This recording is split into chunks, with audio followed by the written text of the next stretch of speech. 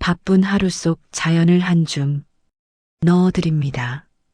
여름의 끝자락 햇살이 따갑게 내리쬐는 경기도의 어느 시골 마을입니다. 이른을 넘긴 나이에도 여전히 정정한 김말순 할머니는 요즘 아침마다 한숨이 깊어집니다. 식단 관리를 철저히 하고 매일 걷기 운동을 해도 혈당 수치는 야속하게만 느껴집니다. 약을 꾸준히 챙겨 먹어도 식후만 되면 눈꺼풀이 무거워지고 기운이 쭉 빠지기 때문입니다. 밥을 먹고 나면 소파에 앉아 꾸벅꾸벅 졸게 됩니다. 손주들이 놀아달라고 해도 몸이 따라주지 않아 미안한 마음뿐이죠. 혈당 수첩을 펼쳐보면 식전보다 식후 수치가 항상 높게 나옵니다. 이대로는 안 되겠다 싶어 이것저것 알아보지만 뾰족한 방법을 찾기 어렵습니다. 동네 경로당에서 만난 이봉출 할아버지의 사정도 크게 다르지 않습니다. 과일을 워낙 좋아하시던 분인데 혈당 걱정에 수박 한 조각 마음 편히 못 드십니다. 여름이면 시원한 수박이 얼마나 먹고 싶은지 모릅니다. 하지만 한 입 먹고 나면 혈당이 오를까봐 불안해서 즐길 수가 없죠. 가족들과 외식을 가도 메뉴판을 보며 고민만 깊어집니다. 두 분의 공통된 고민은 바로 내 몸의 당을 조절하는 힘이 예전 같지 않다는 점이죠. 현대의학에서는 인슐린이 부족하거나 제 기능을 못할 때 이런 증상이 나타난다고 설명합니다. 우리 몸의 세포 문을 열어서 당분을 에너지로 바꿔야 하는데 그 열쇠가 녹슬어버린 셈입니다. 열쇠가 제대로 작동하지 않으니 당분은 혈액 속에 그대로 쌓입니다. 쌓인 당분은 혈관을 손상시키고 온몸을 피곤하게 만듭니다. 이때 구원투수처럼 등장하는 자연의 선물이 바로 울퉁불퉁한 외모를 가진 여주입니다. 여주는 한의학에서 고가라는 이름으로 불리며 오랜 세월 귀한 약재로 대접받아 왔습니다. 동의보감에는 여주가 소갈증을 먹게 하고 눈을 밝게 한다고 기록되어 있습니다. 약초의 성질을 노래로 정리한 약성가에는 여주의 진정한 가치가 고스란히 담겨 있습니다. 고가성한 청서해동 명목해갈 강당이목이라는 구절이 바로 그것입니다. 여주는 성질이 차서 몸속에 불필요한 열기를 식혀주고 독소를 씻어준다는 뜻이죠. 무엇보다 눈을 밝게 하고 갈증을 멈추게 하며 혈당을 내리는 것을 주된 사명으로 삼습니다. 김말순 할머니는 한의사 박한준 선생의 조언에 따라 여주를 가까이 하기 시작했습니다. 처음 여주를 보았을 때는 그 울퉁불퉁한 모습에 놀라셨습니다. 초록색 껍질에 도톨도톨한 돌기가 가득해서 마치 악어 등처럼 보였죠. 박 선생은 여주 안에 피인슐린이라는 천연 성분이 들어있다고 설명했습니다. 이 성분이 우리 몸의 녹슨 열쇠 역할을 대신 해준다고 말이죠. 세포의 문을 똑똑 두드려 혈액 속에 떠다니는 당분을 에너지로 바꿔주는 아주 똑똑한 약초입니다.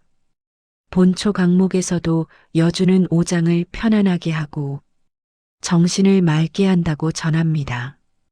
할머니는 반신반의하며 여주차를 만들어 마시기 시작했습니다. 여주 반 개를 얇게 썰어 물 500ml에 넣고 끓였습니다. 약한 불에서 20분 정도 은근하게 달이니 연두색 차가 완성되었습니다. 첫 모금을 마시는 순간 입안 가득 쓴맛이 퍼졌습니다. 생각했던 것보다 훨씬 더 써서 얼굴이 찌푸려졌죠. 하지만 이 쓴맛이 혈당을 잡아준다는 생각에 꼭 참고 마셨습니다. 일주일 정도 지나자 신기한 일이 일어났습니다. 식후에 졸음이 쏟아지던 증상이 조금씩 줄어들기 시작했습니다. 2주가 지나자 혈당 수치를 재보니 식후 수치가 예전보다 낮아졌습니다. 한 달이 지나자 할머니는 손주들과 놀아줄 수 있는 기력이 생겼습니다. 여주의 쓴맛 성분인 카란틴은 인슐린을 만드는 공장인 췌장을 다시 힘차게 가동해 줍니다. 지쳐있던 췌장이 여주의 응원을 받아 제 기능을 회복하니 몸이 한결 가벼워지는 것을 느낍니다. 이봉출 할아버지도 이제는 식사 후에 시원하게 우려낸 여주차 한 잔을 꼭 챙기십니다. 할아버지는 여주차에 대추를 함께 넣어 마십니다.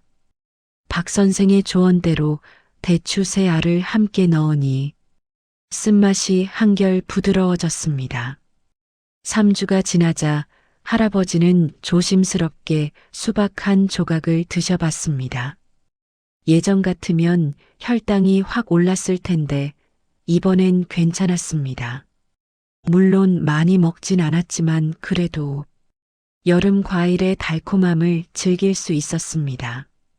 가족들과 외식을 가도 이제는 조금 더 여유로워졌습니다. 여주가 혈당 관리를 도와주니 음식 선택의 폭이 넓어진 거죠. 현대의학 연구에서도 여주의 효능이 입증되었습니다. 저널 오브 에스노파마콜로지에 발표된 연구에 따르면 여주 추출물이 혈당 수치를 유의미하게 낮춘다고 합니다. 여주에는 카란틴뿐만 아니라 폴리펩타이드 P라는 성분도 들어 있습니다. 이 성분들이 혈당을 낮추고 인슐린 분비를 촉진한다는 연구 결과가 많습니다.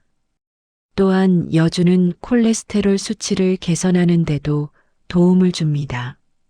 혈관 건강까지 챙길 수 있으니 일석이조인 셈이죠. 하지만 몸에 좋다고 해서 무턱대고 과하게 드시는 것은 오히려 화를 부를 수 있습니다. 여주는 그 성질이 매우 차갑기 때문에 평소 아랫배가 차거나 소화력이 약한 분들은 주의해야 하죠. 설사를 자주 하시거나 손발이 찬 분들도 조심해야 합니다. 여주를 너무 많이 드시면 배가 차갑고 아플 수 있습니다. 박한준 선생은 여주를 드실 때 반드시 대추 한 줌을 함께 넣으라고 조언합니다.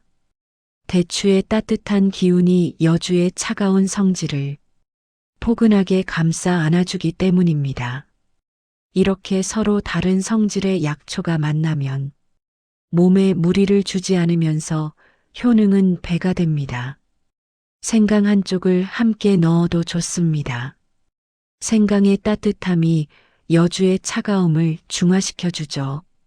임산부의 경우에는 자궁 수축을 유발할 우려가 있으니 잠시 멀리 하시는 것이 안전합니다. 저혈당 증상이 있거나 혈당 강화제를 복용 중이신 분들도 전문가와 상담이 필요합니다. 여주가 혈당을 낮추는 효과가 강하기 때문에 약과 함께 드시면 혈당이 너무 떨어질 수 있습니다. 좋은 여주를 고르는 법도 알려드리겠습니다. 껍질이 진한 녹색을 띠고 돌기가 선명한 것이 좋습니다. 너무 익어서 노랗게 변한 것은 피하세요. 손으로 만져봤을 때 단단하고 묵직한 느낌이 드는 것을 고르시면 됩니다. 여주차 만드는 법을 다시 정리해 드리겠습니다. 여주 반개를 깨끗이 씻어 씨를 제거합니다. 얇게 썰어서 물 500ml에 넣습니다. 대추 3개와 생강 한 쪽을 함께 넣으면 더욱 좋습니다. 약한 불에서 20분간 은근하게 달여줍니다. 하루 2-3번 식후에 한 잔씩 드시면 됩니다. 처음에는 10분 정도만 우려서 쓴맛에 적응하세요. 익숙해지면 조금씩 우리는 시간을 늘리시면 됩니다. 지금 바로 주변 분들에게 이 건강한 소식을 공유해 보세요. 여러분의 작은 관심이 누군가에게는 큰 도움이 될 수 있습니다. 본 영상은 참고용이며 질환이 있는 경우 반드시 전문가와 상의하십시오. 자연은 서두르지 않으면서도 가장 확실한 방법으로 우리 몸을 치유하고 다스립니다. 오늘 소개해드린 여주 한 줌이 어르신들의 맑은 혈액과 활기찬 하루를 찾아드릴 것입니다. 건강은 대단한 비법이 아니라 매일 실천하는 작은 습관에서부터 시작되는 법이죠. 땅의 정기를 머금은 여주처럼 여러분의 인생도 더욱 단단하고 건강해지기를 진심으로 바랍니다. 바쁜 하루 속 자연을 한 줌 넣어드렸습니다. 도움이 되셨다면 구독과 좋아요는 큰 힘이 됩니다. 약초 한 줌이었습니다.